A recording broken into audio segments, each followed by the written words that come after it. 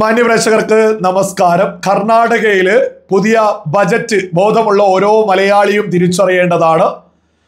ഈ തീവ്ര ചിന്താഗതിക്കാരായിട്ടുള്ള ആളുകൾക്ക് വേണ്ടിയിട്ട് കർണാടക സർക്കാർ വലിയ പ്രഖ്യാപനങ്ങളൊക്കെ നടത്തിയിട്ടുണ്ട്. വലിയ പ്രീണനം തന്നെയാണ് ബജറ്റിൽ കർണാടക സർക്കാർ മുന്നോട്ട് വെച്ചിട്ടുള്ളത്. നമുക്കറിയാം, കർണാടക ഭരിക്കുന്നത് കോൺഗ്രസ് സർക്കാരാണ്. ഇതേ കോൺഗ്രസ് രാജ്യം ഭരിച്ചാൽ എന്തായിരിക്കും അവസ്ഥ എന്നുള്ളതും എത്രത്തോളം ഗൗരവകരമായിട്ടാണ് ഒരു വിഷയമുണ്ടാവുക എന്നുള്ളതൊക്കെ തന്നെ കർണാടകയിലെ വിഷയവുമായി ബന്ധപ്പെട്ട് ഓരോ ആളുകളും ചിന്തിക്കേണ്ടതാണ്. നമുക്ക് ഏതായാലും കർണാടകയിലെ ബജറ്റിലെ വിഷയങ്ങളൊന്ന് മുന്നോട്ട് വെക്കാം. ഈ ബജറ്റിലെ പ്രഖ്യാപനത്തിനനുസരിച്ച് തന്നെയാണ് കർണാടകയിൽ നിന്ന് ലേറ്റസ്റ്റ് വാർത്തകളൊക്കെ തന്നെ പുറത്തു വന്നുകൊണ്ടിരിക്കുന്നത്. ഇപ്പൊ ലേറ്റസ്റ്റ് പുറത്തു വന്നിട്ടുള്ളത് കർണാടകയിൽ 2 കോടി രൂപ വരെയുള്ള നിർമ്മാണ കരാറുകൾ, സർക്കാർ നിർമ്മാണ കരാറുകൾക്ക് 4% മുസ്ലിങ്ങൾക്ക് മാത്രമായിട്ട് സംവരണം ചെയ്തിരിക്കുന്നു. 4% മുസ്ലിങ്ങൾക്ക് ഇതിൽ സംവരണം കൊടുക്കുക.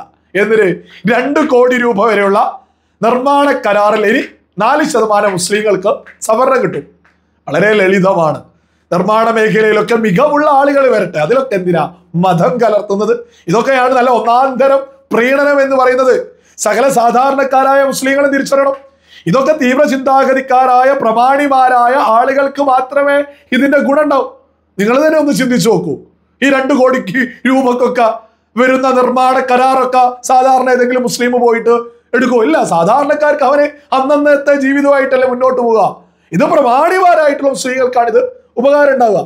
അവരെ തന്നെ സുഖിപ്പിക്കാനാണ് ഈ കർണാടക സർക്കാർ ഇതൊക്കെ ചെയ്യുന്നതും. ഇനി പുതിയ ബജറ്റില് വലിയ കുറച്ച് പ്രഖ്യാപനങ്ങളുണ്ട്. ഇതുമായി ബന്ധപ്പെട്ട് നാഷണൽ ലെവലിൽ കേരളത്തിലൊക്കെ തന്നെ വലിയ പ്രചരണം നടന്നുകൊണ്ടിരിക്കുന്നുണ്ട്. ഹലാൽ ബജറ്റാണ് ഇവിടെ അവതരിപ്പിച്ചത് എന്ന രീതിയിൽ. അത് ഹലാൽ ബജറ്റാണോ അതല്ല ഇതൊരു കോൺഗ്രസ് പറയുന്നത് പോലെ മഹത്തായ ബജറ്റാണോ എന്നാണ് നമ്മൾ നോക്കുന്നത്. പിന്നെ മാതൃഭൂമിയൊക്കെ ഈ ഹലാൽ ബജറ്റ് എന്ന് പറഞ്ഞ ആളുകൾ പ്രചരിപ്പിക്കുന്നതിനെതിരെയൊക്കെ ഫാക്ട് ചെക്കൊക്കെ നടത്തിയിട്ട് മുന്നോട്ട് വെച്ചിട്ടുണ്ട്. അതൊക്കെ എത്രത്തോളം മണ്ടത്തരമാണെന്ന് നമുക്കിവിടെ തുറന്നു കാണിക്കാം. നമുക്ക് ഏതായാലും ആളുകൾ ഇവിടെ പ്രചരിപ്പിക്കുന്നതൊന്ന് വായിച്ചു കേൾപ്പിക്കാം. ഈ ബജറ്റുമായി ബന്ധപ്പെട്ട് ബജറ്റിൽ പ്രഖ്യാപിച്ചിട്ടുള്ളതാണ്, സോഷ്യൽ മീഡിയയിലൂടെ പ്രചരിപ്പിക്കുന്നതാണ് നമ്മൾ വായിച്ചു കേൾപ്പിക്കുന്നത്. 1, സർക്കാർ കരാറുകളിൽ മുസ്ലിം സംവരണം. അതിപ്പോ ലേറ്റസ്റ്റ് മണിക്കൂറുകൾക്ക് മുമ്പ് അതിന്റെ പ്രഖ്യാപനങ്ങൾ നടന്നു. അതുമായി ബന്ധപ്പെട്ട് കർണാടക സർക്കാർ മുന്നോട്ട് പോകുന്നു. ഇനി അടുത്തതാണ് മുസ്ലിം വിവാഹങ്ങൾക്ക് 50,000 രൂപ. വഖഫിനും അടുത്തതാണ്, വഖഫിനും ശ്മശാനങ്ങൾക്കും 150 കോടി. ഇനി അടുത്തതാണ് ന്യൂനപക്ഷ ക്ഷേമം 1000 കോടി. അടുത്തതാണ് മുസ്ലിം സാംസ്കാരിക പരിപാടികൾക്ക് 50 ലക്ഷം. ഇനി അടുത്തതാണ് മുസ്ലിം ഭൂരിപക്ഷ പ്രദേശങ്ങളില് പുതിയ ITIകള്. അടുത്തതാണ് മുസ്ലിം വിദ്യാർത്ഥികൾക്ക് 50% ഫീസ് ഇളവ്. ഉള്ളാളിൽ മുസ്ലിം പെൺകുട്ടികൾക്കുള്ള റെസിഡൻഷ്യൽ കോളേജ്. ഇനി അടുത്തതാണ് മുസ്ലിങ്ങൾക്ക് ദേശീയ സ്കോളർഷിപ്പുകൾ വർദ്ധിപ്പിച്ചു. ഇനി അടുത്തതാണ് ബാംഗ്ലൂരുവിലെ ഹജ്ജ് ഭവൻ വിപുലീകരണം. ഇനി അടുത്തതാണ് മുസ്ലിം പെൺകുട്ടികൾക്ക് മാത്രം സ്വയം പ്രതിരോധ പരിശീലനം. ഇനി അടുത്തതാണ് ഉറുദു സ്കൂളുകൾക്ക് 100 കോടി. ഇനി അടുത്തതാണ് ഇമാമുകളുടെ ശമ്പളം വർദ്ധിപ്പിക്കും. ഇതാണ് സോഷ്യൽ മീഡിയയിൽ ഇപ്പോൾ പ്രചരിപ്പിക്കുന്നത്. എന്നിട്ട് ഇതിലേക്ക് മാതൃഭൂമി രംഗത്ത് വരികയാണ്. വലിയ രീതിയിൽ പ്രചരണമൊക്കെ നടക്കുന്നുണ്ട്. ഓൺലൈൻ ന്യൂസ് ആയിട്ട് വന്നാൽ ഞാൻ അതിന്റെ സ്ക്രീൻഷോട്ട് ഇവിടെ കൊടുക്കാം. എന്നിട്ട് ഇത് ഫാക്ട് ചെക്ക് ചെയ്യാമെന്ന് പറഞ്ഞുകൊണ്ടാണ് ഇവര് ഫാക്ട് ചെക്കുമായിട്ട് രംഗത്തിറങ്ങി.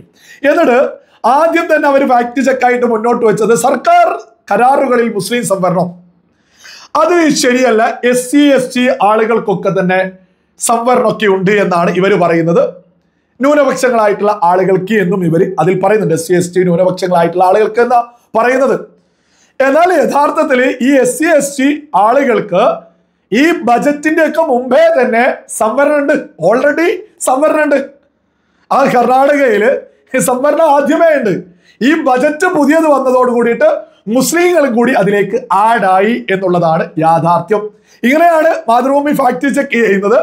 അത് ഓരോ SC STക്കും മുസ്ലിങ്ങൾക്കും എല്ലാവർക്കും ഉണ്ട്, ന്യൂനപക്ഷങ്ങൾക്ക് എന്ന രീതിയിലാണ് മുന്നോട്ട് വെച്ചത്. യാഥാർത്ഥ്യം മുസ്ലിങ്ങൾക്ക് മാത്രമായിട്ടാണ് ഈ ബജറ്റിൽ അധികം വന്നത് എന്നുള്ളതാണ്.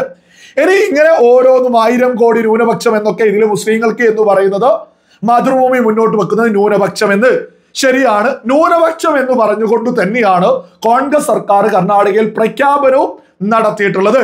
പക്ഷേ ഇതിൽ പ്രധാനപ്പെട്ട കുറച്ച് വിഷയങ്ങളുണ്ടല്ലോ. നമ്മൾ അതും കൂടി ഒന്ന് പരിശോധിക്കണം. ഈ കർണാടക സർക്കാർ പ്രഖ്യാപിച്ചതിൽ സകലതിലും ന്യൂനപക്ഷം എന്ന് കൃത്യമായിട്ട് എഴുതിയിട്ടുണ്ട്. പക്ഷെ ഇതിലെ യാഥാർത്ഥ്യം ഈ സംവരണ വിഷയം ഇപ്പോൾ നടപ്പിലാക്കുന്നത് മുസ്ലിങ്ങൾക്ക് മാത്രം എന്ന് പറഞ്ഞുകൊണ്ടാണ് കോൺഗ്രസ് നടപ്പാക്കുന്നത്. ലളിതമായിട്ടുള്ള ഒരു ചോദ്യം, വഖഫിന് പ്രഖ്യാപിച്ചിട്ട് അറ്റകുറ്റപ്പണികൾക്ക്, വഖഫിന്റെ അറ്റകുറ്റപ്പണികൾക്ക് 150 കോടി രൂപ പ്രഖ്യാപിച്ചാൽ അതിൽ ന്യൂനപക്ഷെന്നോ ഒക്കെ എഴുതിയിട്ട് എന്ത് കാര്യ? വഖഫ് ആരുടെ കയ്യിലാണുള്ളത്?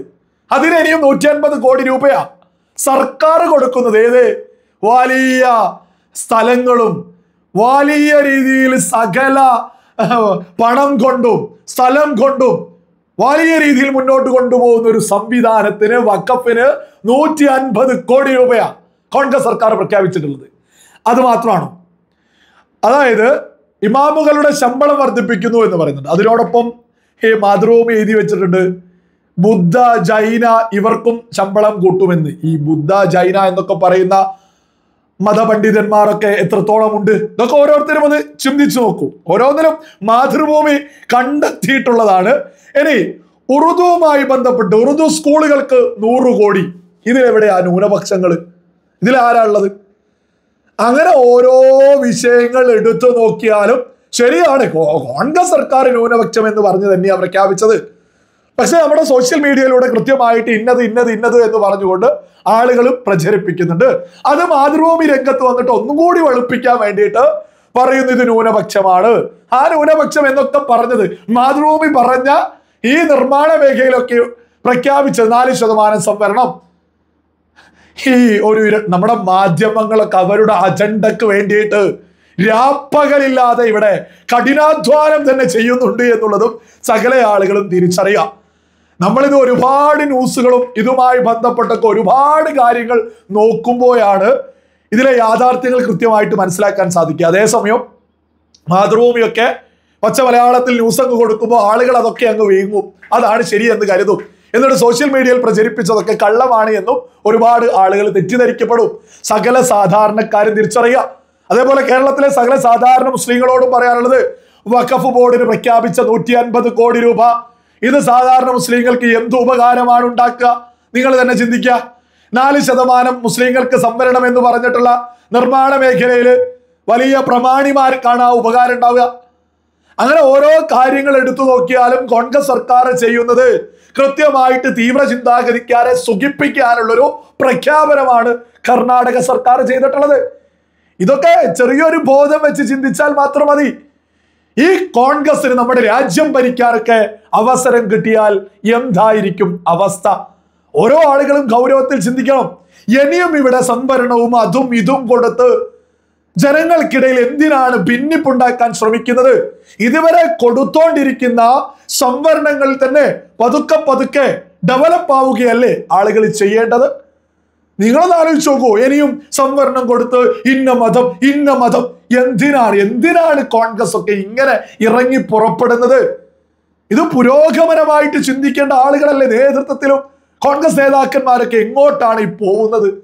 എന്തിനാണ് ഇങ്ങനെ പ്രീണനം നടത്തുന്നത്? ഇതൊക്കെ തന്നെ ഗൗരവത്തിൽ ഓരോ മലയാളിയും ചിന്തിക്കുക. കോൺഗ്രസ് ഒക്കെ ഏത് തരത്തിലാണ് മുന്നോട്ട് പോകുന്നത് എന്ന്